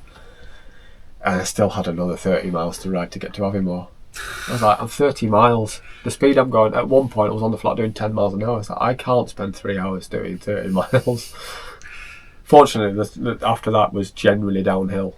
I was just praying to get there. And the hosts that night were lovely, lovely people. They just understood that. I was like, I just need to eat, use your loo, use your shower. I'll never see you again, I'm sorry. Because I wouldn't even see these people in the morning because I'd be away that early again. Just hello, thank you, say hello to the children, all of these things that come associated. Because, people have got kids at hosting, they tell them the story of what you're doing. It's like, is he a world record holder? Which sounds like I'm flexing. I'm not, it's just a thing I have. And they go, ooh, that's cool. They just want to meet you and say hello. So they can tell the mates. It's like, oh yeah. So I got to the end and we just parked on the drive. I was like, oh. No, in fact, I got to the end of the day. Sorry. Was that Aviemore? Yeah, and I sort of leant on the van because Ju was running back. She's taking some footage. I was like, oh, I'm tired. And normally I just bounce off the bike at the end of the day like this. I think, yeah, brilliant, blah blah blah. Let's get moving. I was like, I could have slept on the bike. Could have slept standing up. Yeah. But at least it was warm that day. That was a bonus. And it's, I think, still my second ever longest ride, which is stupid. In the second third of a big challenge like that. Like, don't do these things. Right, so we go on to day 12, which is 2 parts again. So 128 miles with 4,685 feet of climbing. So a fairly flat day in comparison. Yeah.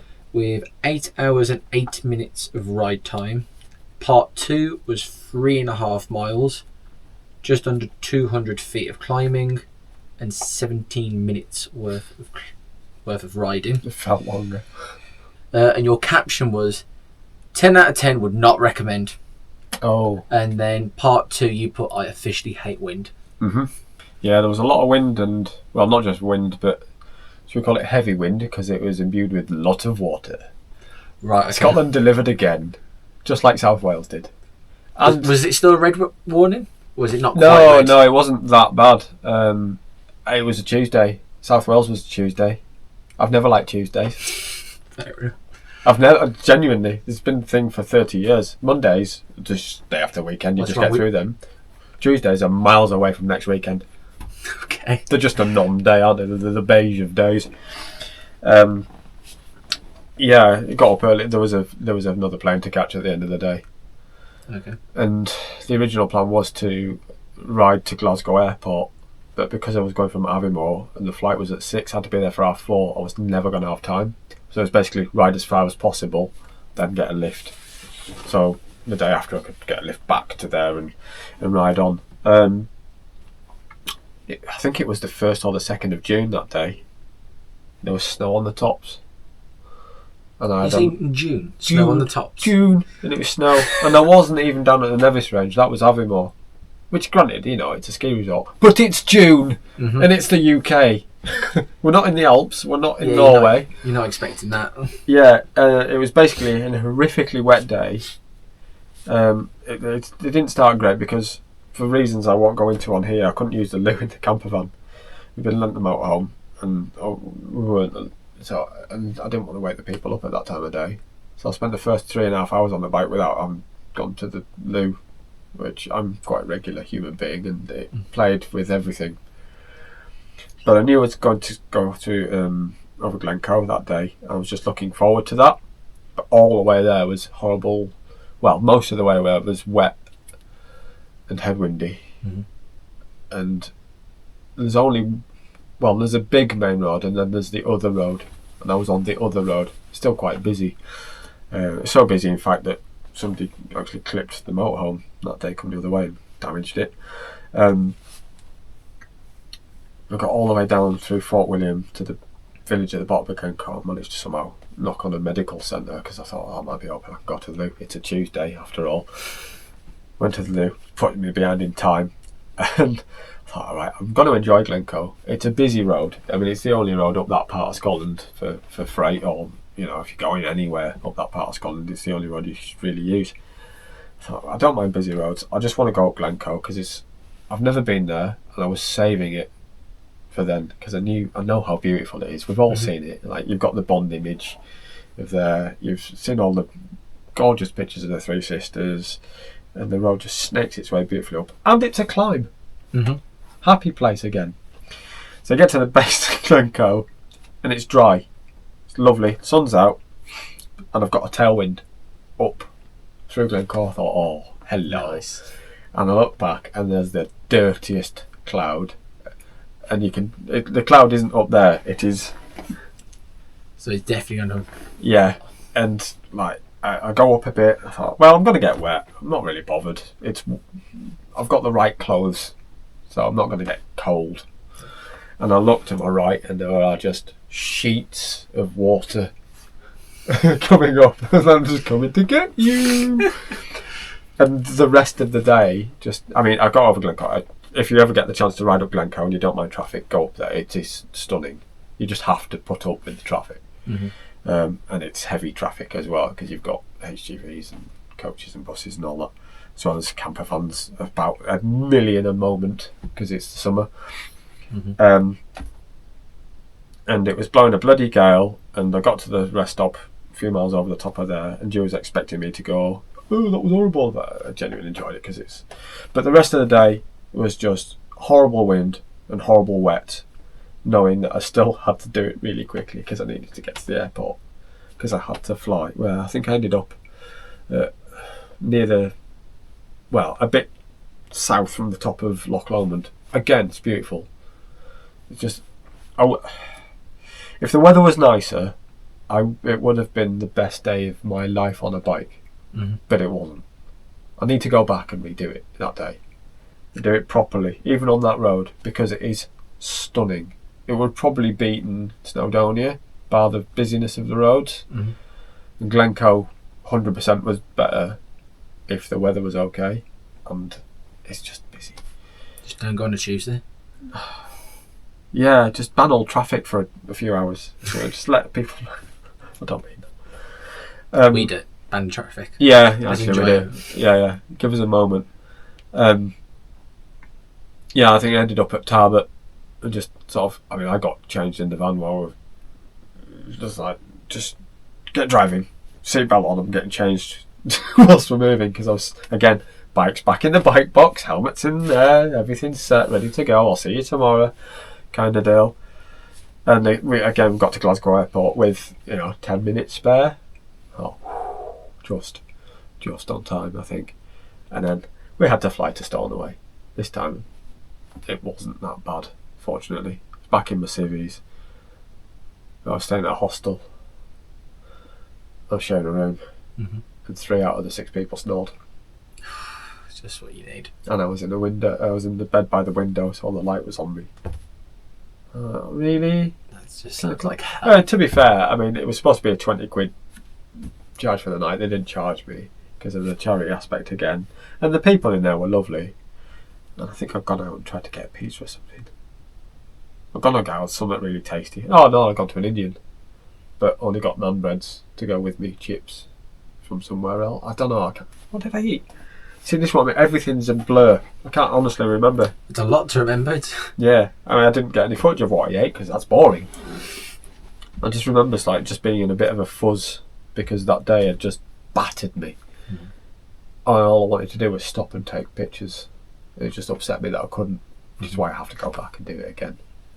Glencoe in the nice weather. I need to find summer in Glasgow, which I think is a Thursday morning one day. Thursday morning. It was tough. It was tough that day. But again, nature of the connections that I needed. That just adds complexity to the whole thing, isn't it? Which we'll come on to the next day again. Day 13. So this is into 3 parts. So we had 3.5 miles, 141 feet of climbing, 17 minutes. That's back to the airport, yeah. Then we had 114 miles, 5,125 feet of climbing, 6 hours and 49 minutes. Then you had an extra 5.5 miles, 72 feet of climbing, 26 minutes. And your caption on that day was a rush to get a ferry, which was running late anyway. And part 3, you had bonus mileage to accommodation. Yeah. Yeah, there's quite a bit happened on that day. And obviously, I had to get back to the airport. I think the flight was at 9 in the morning. It's the only flight, you know. There's one flight a day, or maybe two, from Stornoway, which is gorgeous, in a sort of craggy island, Father Ted kind of way. Okay. Everyone seems lovely up there. I think there's a very nice community with islanders. Mm-hmm. Everyone seems really open, welcoming, gorgeous, you know. But yeah, I just had to get back from the hostel to the airport, put the bike back in the box for the last time. Get picked up from the airport, back to where I was day before. Another time trial to get to Cairn Ryan near Stranraer, because there was a ferry to Northern Ireland to catch. Them stats, 114 miles, because I work in kilometres. It gives another perspective to me. It's like, it's not a short ride, is it, Scott? No, it's not a short ride. It's day 13, and there was a sort of mix of crossy, heady tailwinds, beautiful scenery. That the west coast. I'd obviously had to do some of Loch Lomond again, and then past Dumbarton through Glasgow, which brings its own challenges. You've got cyclopaths, some of them are incredibly slow because they're covered in people. It's fine, you know, they're all there to be used by everyone. Going through another city, isn't it? It is, yeah. I probably lost less time in Glasgow than I was expecting, and then as soon as you get out of there, back out into the countryside, apart from the bit down Paisley Road, the worst road in the world. Go on. Out of Glasgow, due west, some of the potholes were cavernous. You could live in them. Honestly, you get the top layer of asphalt, and then you get a base layer, and some of them were even through there. You could see cobbles. Good God! They were a foot deep. Wow! And it was true, like eyes on stalks. Fortunately, it was at the time of day when it's quiet and everyone had already got to work. Mm-hmm. So I was just hot-tailing out of there through Paisley. Saw Dew, first stop, in and out, gone quick. Again, another 5-minute stop. I think she just parked up in a staff parking at a leisure centre. It's like, can I park here for 10 minutes? Like, yeah, fine, whatever. Again, niceness of humans. Mm-hmm. And then I just got out into the Scottish countryside again, and it was actually quite nice. The roads were decent. There was quite a lot of bike paths again, and there was a few hills here and there. Mm-hmm. But this is the first time that I really noticed that even on the bike, that my average heart rate would have been lowering every day. And this is the day where I was starting to get a little bit concerned about it, because even putting some efforts in, it was not rising. How low are we talking? I think the average the day before was like 111, 113. I can't remember exactly. It was compare it to like day one. What was it? Day one, my average heart rate, I think I was 143, 150. I can't remember. I'll have to look at the stats. 140 odd. That's my top end of my zone 2, which is all day pace. And then what did it drop down to? For day, if we jog on the day, for day 14, the average heart rate was 103. Jeez. But we'll talk about the stats on that in a moment. And I was genuinely like a third lower, isn't it? It's like walking. Yeah. Yeah, basically. So I was getting a bit concerned about that, but then I knew. Why was you concerned? What? Because I know about cardiac fatigue and how dangerous it can be to your body. Your body can shut down. Mm-hmm. Basically, your heart won't let you have enough energy to do things. Mm-hmm. And if it gets to a tipping point, you can be critically ill for months. Okay. It's a deadly serious thing. You know, I've known athletes that have been world level athletes and have had to stop exercise, and they've never got back to doing it years later. Mm-hmm. So I was conscious of this, a little bit worried about what have you, but then keen just to get to the ferry. I've gone back into the Scottish Hills, into Lugton, and I got to Ayr, which was up there with Glasgow and Edinburgh for terrible roads, but beautiful, gorgeous place. And I'd done a splash and dash, and I'd seen a mate Pete. I was just getting out of the motorhome, and I'd spotted him, and we'd met him at the Fred Witten for the first time. And he's been a subscriber, I think, of both of ours for a while. I was like, "Oh, hello, I'm going." He'd driven 2 hours to see me. I was like, I'm gonna have to go. I'm really sorry, but it didn't matter that much because he was going to see me later on on the last day. But I was like, oh no, I feel awful. Because I literally had to get to the ferry on time. Mm-hmm. And also complete Scotland. Yep. Which is a big tick, you know. Mm-hmm. It's like I've done another country today. And ended up going down that coast road past Troon, Turnberry. It's beautiful. You get to look out to the Irish Sea. Bit of a headwind again. Didn't really matter that much, but again, it's HGV Central. You go to a major ferry port between Glasgow and Northern Ireland. Mm-hmm. I thought, you know what, I'll just crack on. And Jew is in the van with the dog, and they're loving the scenery as well. It's like, can we move up here? I was like, oh, that'd be nice, wouldn't it? A bit away from everyone, but I mean, it's nice. Gotta live here? Should we look for houses? I don't know. And I got to Stranraer. I thought, right, I've got myself 15 minutes spare. I wanted to be there half an hour before the last call for the ferry. And I got to the Dumfries and Galloway sign. And I got my phone out to take a picture of the sign. There's a big like, yay, I've done Scotland. And I got a text message from Stenna, like, your ferry's an hour late. What? Oh, I didn't really have to try that hard today, did I? So, ended up getting to Stranraer, and I just generally fired around, got changed properly, got all of the right stuff on the bike. And I noticed my back tyre was a bit down. I was like, oh, that's not good. I run tubeless. And on end of day 2, I'd had a bit of a spurt. So somebody, Malcolm, who we stayed with on end of day 2, he'd got a dyno plug off him. And all was tickety-boo. I thought, oh, it's gone down. It turned out I'd got another little one right next to the original. So I put a worm in, pumped it up, got on the ferry, and found the other cyclist, as you invariably do. We got chatting with her, and she gave me a tubeless plug kit. I'd bought one specifically for the challenge. Guess where that was? At home. Next to the lights. So she gave me a tubeless kit. So I thought, oh, okay, brilliant, fine.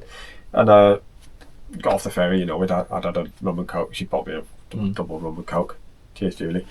And we'd had a drink and a chat and what have you, and she chaperoned me back to where I was staying because I had no lights and it was 11:30 or 11 o'clock at night, and I was going through Belfast City with no lights. Turned out that where I was staying, it was a mate's mum's house. She was like 3 streets away. So she just chaperoned me back to her house, as well as giving me a tubeless plug kit. Like, absolute angel. Mm-hmm. Thank you very much to Julie, she was brilliant. But that plug kit actually came in handy the day after because, well, we'll talk about that in a minute. But it's one of those things where, you know, all of the prep you do always miss something. Mm-hmm. Like you say, when you've left a bottle, something always happens. Mm-hmm. It doesn't matter how many plans, how many contingencies you make, something will always go wrong, and it's how you deal with it afterwards. So again, I got very little sleep because I think it was after midnight when I got into bed that night because I just wanted a shower. Again, I'd still not got clean. I'm still in my cycling gear. I had my civvies over the top of my cycling gear this time. And riding on speed plays on trainers is quite hard work. Mm-hmm. So I was like, well, I'm just going to put the other ones on for now. But I was in Ireland, and I had my last country principality. No, it's not principality. I had my last big day to come, which I was quite looking forward to. Which was day 14. It was indeed.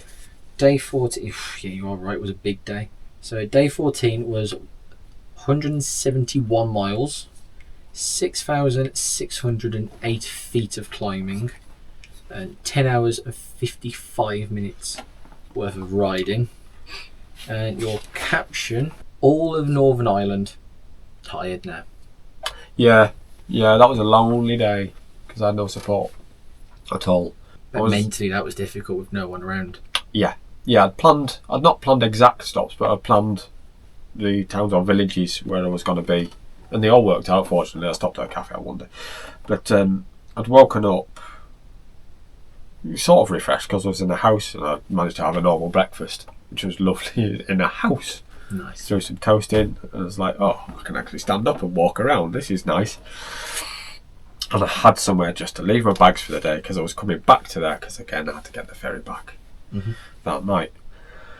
So I just left everything there, put all the gels and food that I could in my back pockets, which actually knackered my jacket. I've had to have it fixed since. When you fit, it's like a hamster's cheeks. It's through a bloody jacket. And I just set off.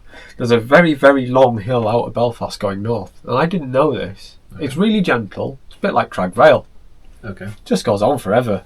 Thought a bit of a tailwind, la la la, all lovely. I got to the first feed stop at Magrafelt. I was about 45 miles in. Stopped at a cafe, got myself a butty and a brew, topped up my water.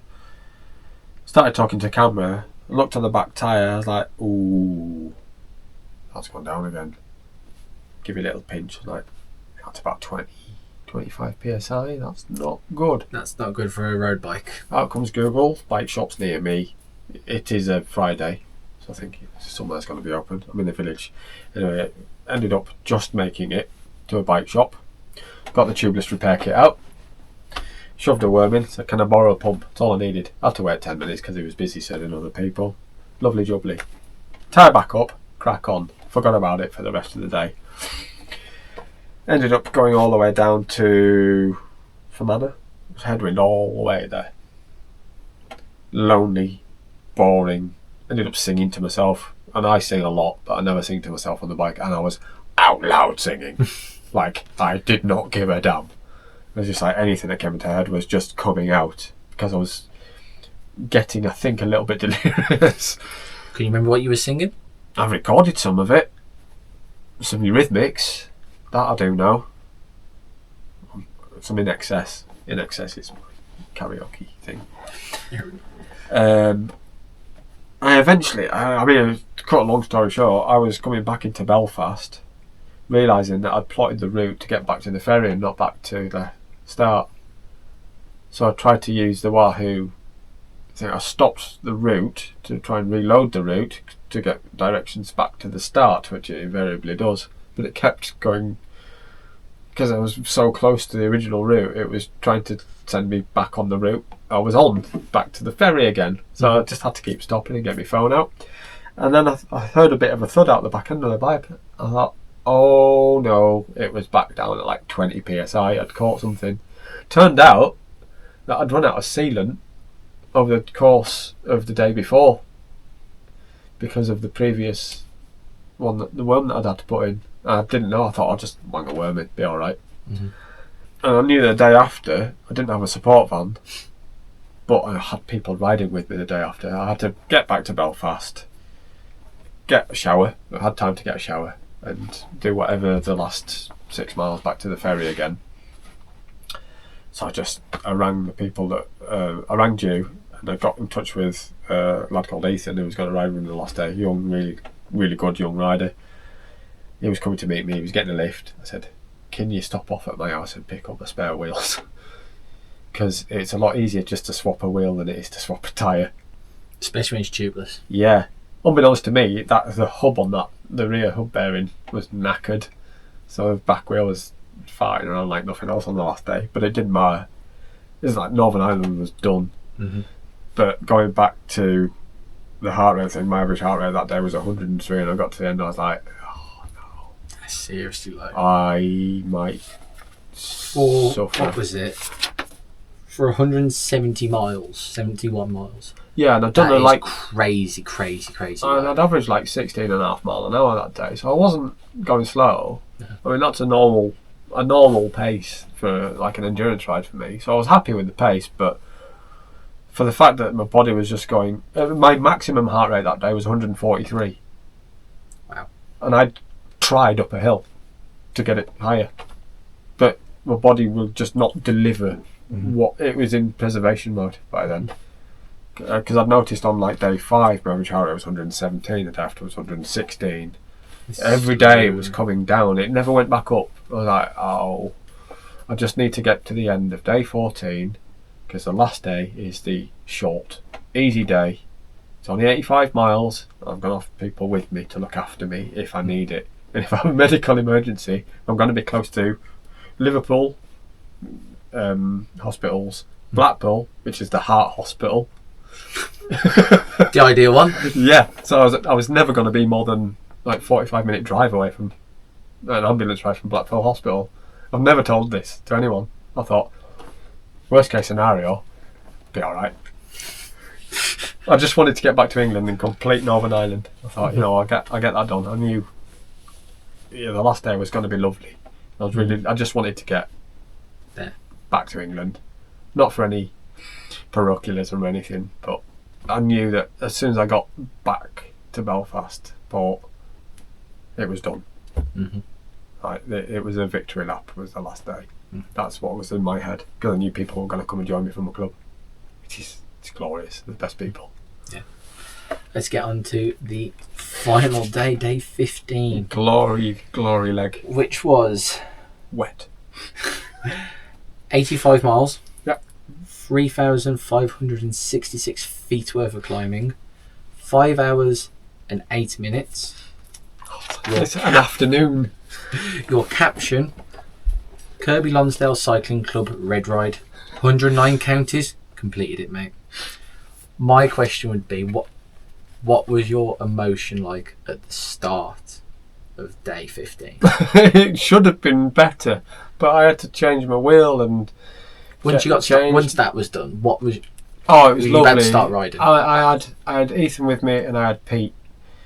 Pete is who I'd mentioned before. Had come to see me in Ayr, and he was our rest stop guy on the Fred Whitten. I was just with people. I was like, oh, this is going to be nice. I just put no effort in. It's like I'd not even planned to set off till 10, I think, that morning. Okay. I just wanted to get to Liverpool. I was going to have a breakfast with a mate of mine. She'd pick me up from Birkenhead, because that's where the ferry goes, and give me a lift to Mackey's in Liverpool, which turned out to be really close to the Giant shop. Okay. So I took my bike, put another worm in, didn't realise I went out of sealant, to try and fix yesterday's issues.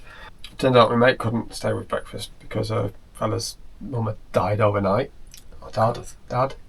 Anyway, so not up no moment. So everything was a little bit fraught first thing. It was just amazing to see people, but then even better to know that it was just about done.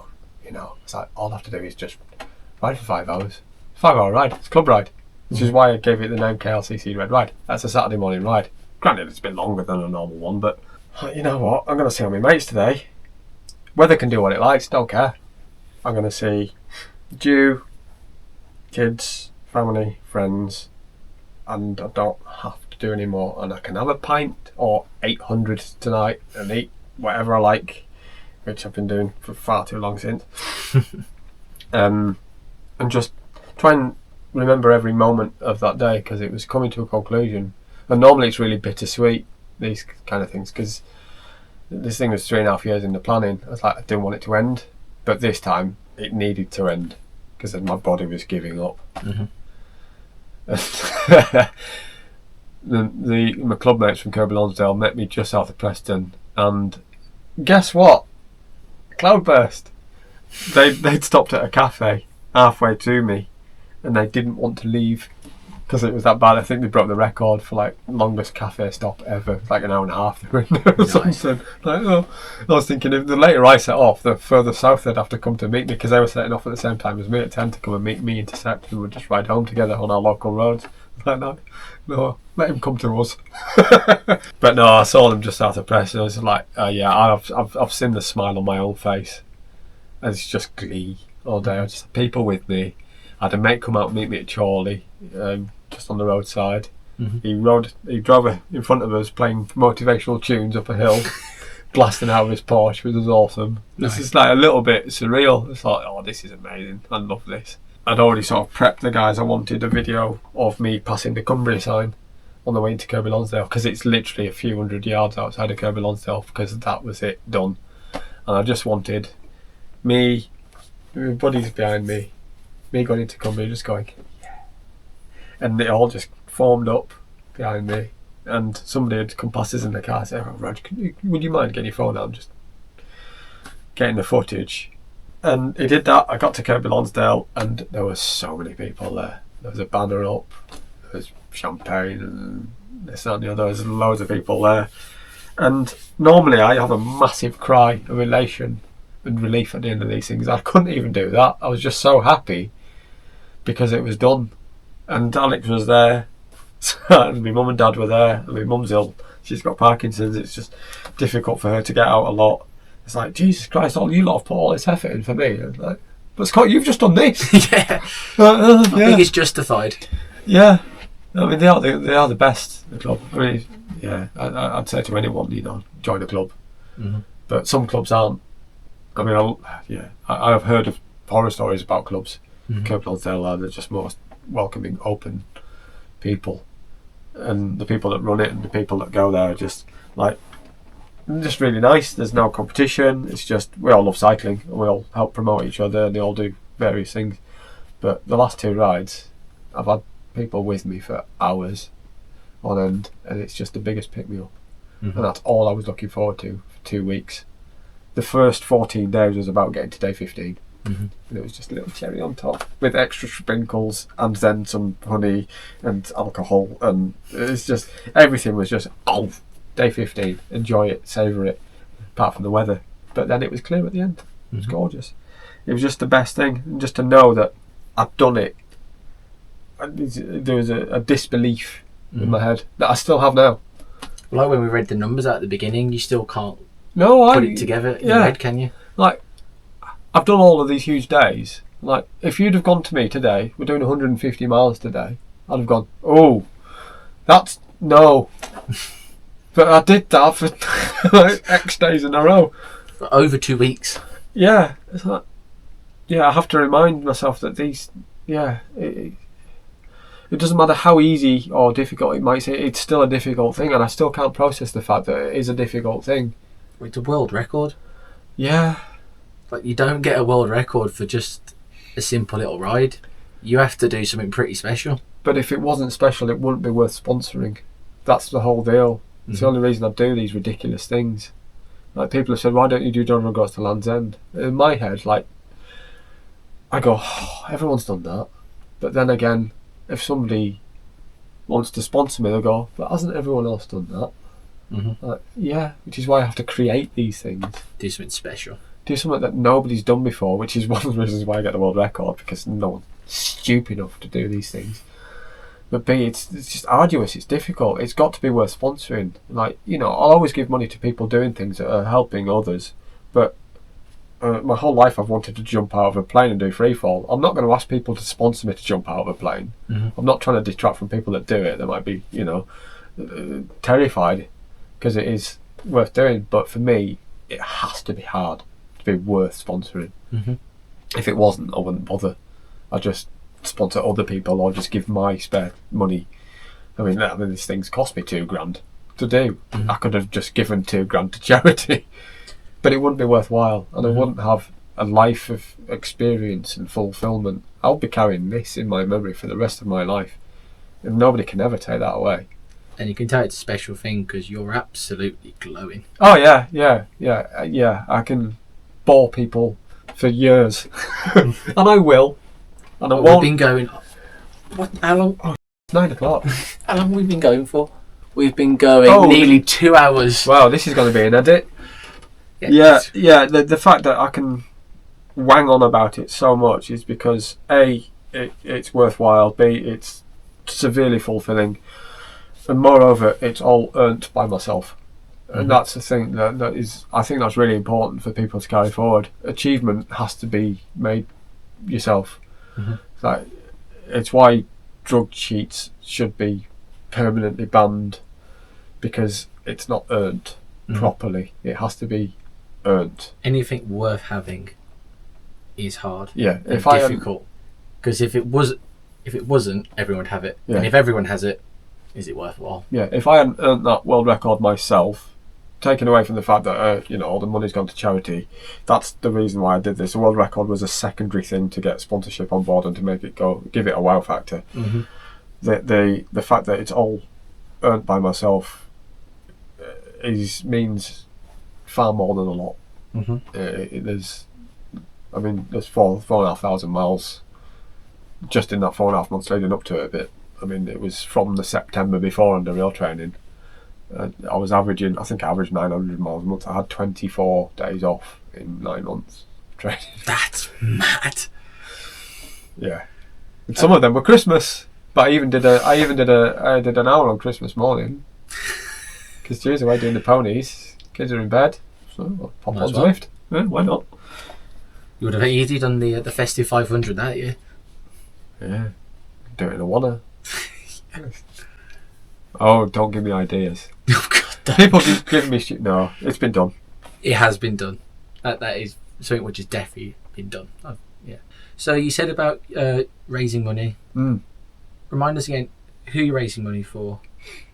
How much did you raise so far during this event? And if people want to donate, where do we go? So my son, Alex, he's got a muscle wasting condition called muscular dystrophy.